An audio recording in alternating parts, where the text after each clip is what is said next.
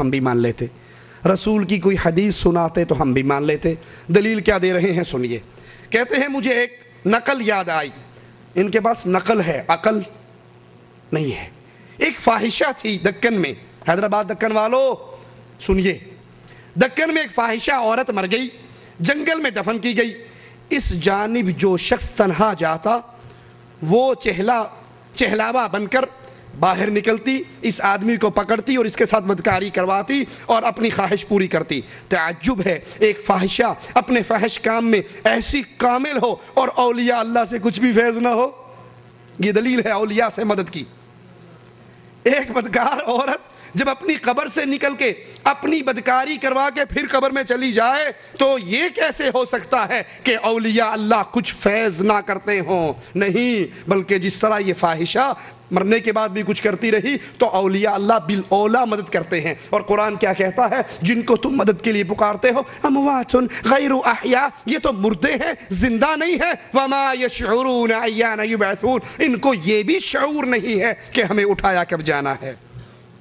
یہ بریلوی عقیدہ اور دیوبندی عقیدہ، یہ ہمارے ہاتھ میں زلزلہ در زلزلہ کتاب جس کے رائٹر نجم الدین فاضل دیوبند، اس کا صفحہ نمبر 101 ہے۔ 101 صفحہ پر یہ فرماتے ہیں علماء دیوبند ہرگز یہ نہیں کہتے کہ اللہ کے علاوہ غیب کی بات کسی کو بھی معلوم نہیں، اسی طرح وہ اس بات کے بھی قائل نہیں ہے کہ انسان اپنی زندگی میں یا مرنے کے بعد سرے سے کوئی تصرف نہیں کر سکتا۔ ہمارا یہ عقیدہ نہیں ہے کہ مرنے کے بعد انسان کچھ نہیں کر سکتا، بلکہ وہ مرنے کے بعد بھی بہت کچھ کرتا ہے۔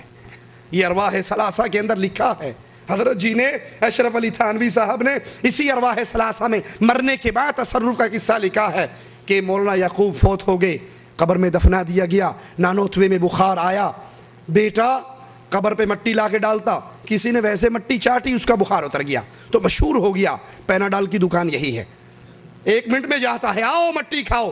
لوگوں نے اتنی مٹی اٹھائی، بیٹا مٹی ڈالتا، صاف ہو جاتی، وہ پھر ڈالتا، وہ پھر صاف ہو جاتی۔ آخر تنگ آ کر اس نے کہا ابا تیری کرامت ہوگی، میری مصیبت ہو گئی، یاد کر لے آج کے بعد کوئی ٹھیک ہوا نا، آج کے بعد کوئی ٹھیک ہوا ننگا پڑا رہے گا، مٹی نہیں ڈالوں گا۔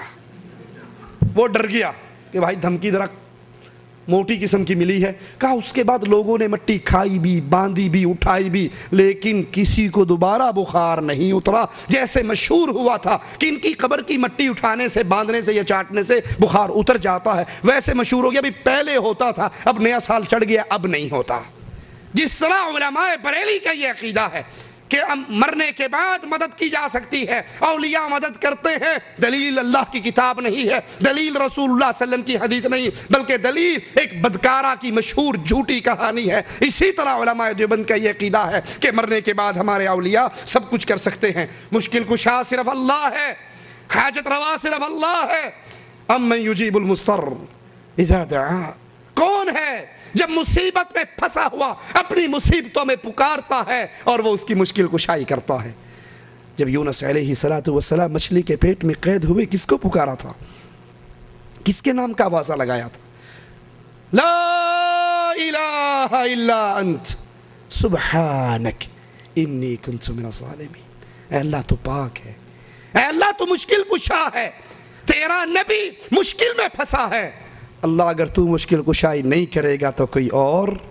یاد کر لیجئے جس پر مشکل آئے وہ مشکل کشائی، وہ مشکل کشا نہیں ہو سکتا جو خود مشکل میں پھنس جائے۔ ارے کیا رسول اللہ صلی اللہ علیہ وسلم پر مشکل نہیں آئی؟ احد کے میدان میں مشکل نہیں آئی؟ عائشہ پر تہمتیں لگی تو مشکل نہیں آئی؟ مشکل کشا صرف اللہ ہے۔ لیکن علماء بریلی اس مشکل کشائی کے بارے میں کیا کہتے ہیں ذرا سنیے۔ ان حضرات کا عقیدہ، وہ فرماتے ہیں، ایوب رضوی احمد رضا خان صاحب کے بارے میں ایک نظم لکھتے ہیں، کہتے خلق حاجت روا احمد رضا ہے میرا مشکل کشا احمد رضا۔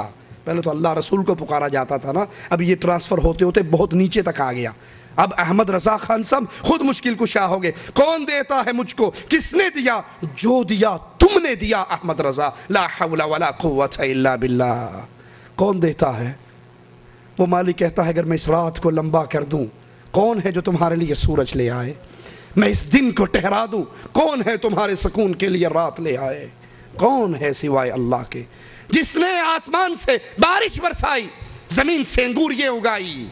तौहीद की आयत को सामने रखिए और उलमाए बरेली का अकीदा सामने रखिए। कौन देता है मुझको, किसने दिया है, जो दिया तुमने दिया। अहमद रज़ा दोनों आलम में है तेरा आसरा, हाँ मदद फरमा अहमद रज़ा। हशर में जब हो क़यामत की तपिश, अपने दामन में छुपा अहमद रज़ा। जब ज़ुबानें सूख जाएं प्यास से, जामे कौसर का पिला अहमद रज़ा। ला हौला वला कुव्वता इल्ला बिल्लाह। जामे कौसर कौन पिलाएगा?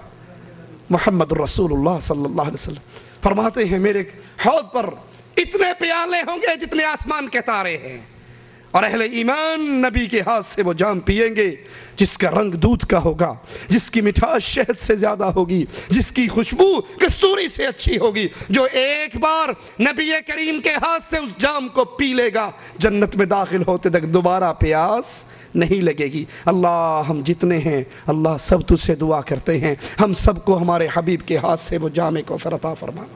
और यहाँ अहमद रज़ा को कहा जा रहा है कि ए अहमद रज़ा, कब्रो नशरो हशर में साथ दे, हो मेरा मुश्किल कुशा अहमद रज़ा। तू है दाता और मैं मंगता तेरा, मैं तेरा हूँ और तू है मेरा अहमद रज़ा। नूर मोहम्मद आज़मी सफ़ा 47 और 48 पर यह अक़ीदा है।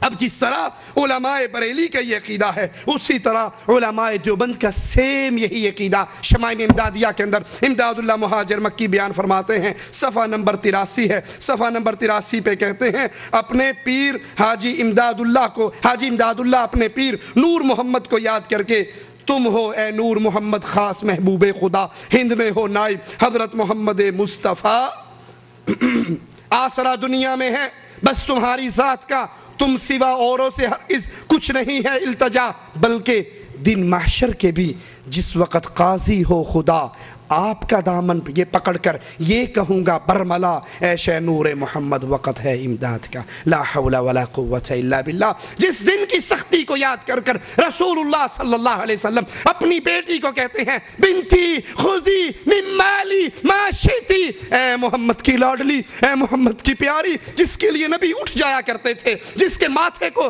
बोसा दिया करते थे, जिसको वफात के वक़्त बुलाकर कहा था फातिमा तेरी मेरी जुदाई का वक़्त आ गया है, फातिमा रो देती थी। और नबी ने फिर कहा था फातिमा खुश हो जा, जन्नत में तेरी और मेरी मुलाकात बड़ी जल्दी होने वाली है। उस फातिमा से कहा रज़ी अल्लाह ताला अन्हा, मेरे इमाम, मेरे कायद, मेरे नबी, मेरे रहबर मोहम्मद रसूलुल्लाह सल्लल्लाहु अलैहि वसल्लम ने, ए फातिमा जो जी चाहता है बाबा के घर में से उठा कर ले जा, ए अमली या बिनती, बेटी अमल करना।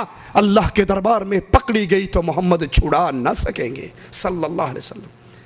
अपनी फूफी को यही पैगाम दिया, अपनी क़यामत तक आने वाली उम्मत को यही पैगाम दिया, ऐ मेरी उम्मत कहीं ये ना हो क़यामत के दिन तुम्हारी गर्दन ऊंट के मुंह में हो और तुम हशर में मुझे ढूंढते फिरो और आकर कहो ऐ अल्लाह के नबी हमारी मदद कीजिए। मेरा एक जवाब होगा कद बल्लग़त, मैं तो दुनिया में तौहीद की दावत देकर आया था, तुम्हें जन्नत में जाने का पैगाम सुना कर आया था, तुम अमल करते तो आज निजात पा जाते। और यहाँ उलमाए बरेली अहमद रज़ा को मुश्किल कुशा कह रहे हैं और उलमाए देवबंद नूर अहमद इमदादुल्लाह मुहाजिर मक्की अपने पीर नूर अहमद को यही अक़ीदा दे रहे हैं, यही अथॉरिटी दे रहे हैं कि हशर के मैदान में अल्लाह काज़ी होगा, मैं आपका दामन पकड़ कर कहूँगा कि अब आपके अलावा मेरी मदद कोई नहीं कर सकता। जहां आदम से लेके ईसा तक सब जवाब दे जाएंगे और सबकी ज़ुबान पे एक ही जुमला होगा अलैहिमुस्सलातु वस्सलाम रब्बे नफ्सी, मुझे अपनी जान की फ़िक्र है, सिवाय मोहम्मद रसूलुल्लाह सल्लल्लाहु अलैहि वसल्लम के कोई हमारी शफाअत के लिए तैयार ना होगा। यहाँ ये वो अपने पीरों को ये अथॉरिटी देते हैं। प्रोफेसर शहजाद सैफ़ी लाहौर का एक बरेलवी आलिम है, उसकी कैसेट मेरे पास मौजूद है। वो कहता है कि हमारे पीर अब्दुल कादिर जिलानी का खैमा जहन्नम के किनारे पे लगा हुआ होगा। ला हौला वला कुव्वता इल्ला बिल्लाह। अल्लाह की गैरत को इन जालिमों ने क्या समझा है, अल्लाह की कुदरतों को क्या जाना है। फरिश्ते जिन लोगों को पकड़ पकड़ कर जहन्नम में फेंक रहे होंगे, पीर अब्दुल कादिर जिलानी अपने मुरीदों को छुड़ा छुड़ा कर जन्नत वारिस करेंगे। जहां अल्लाह के प्यारे हबीब अलैहिस्सलातु वस्सलाम अपनी बेटी और अपनी फूफी से हाथ उठाकर कहते हैं वहां पकड़ी गई तो मैं नहीं छुड़ा सकूंगा, और ये कहता है ये खैमा ही जहन्नम के किनारे पे लगाएंगे। इन्ना लिल्लाहि व इन्ना इलैहि राजिऊन। हाजत रवा सिर्फ अल्लाह इज़्ज़ा वजल है। कुरान हकीम की आयत पे गौर कीजिए, मा यफ्तहिल्लाहु लिन्नासि मिन रहमतिन फला मुमसिक लहा व मा युमसिक फला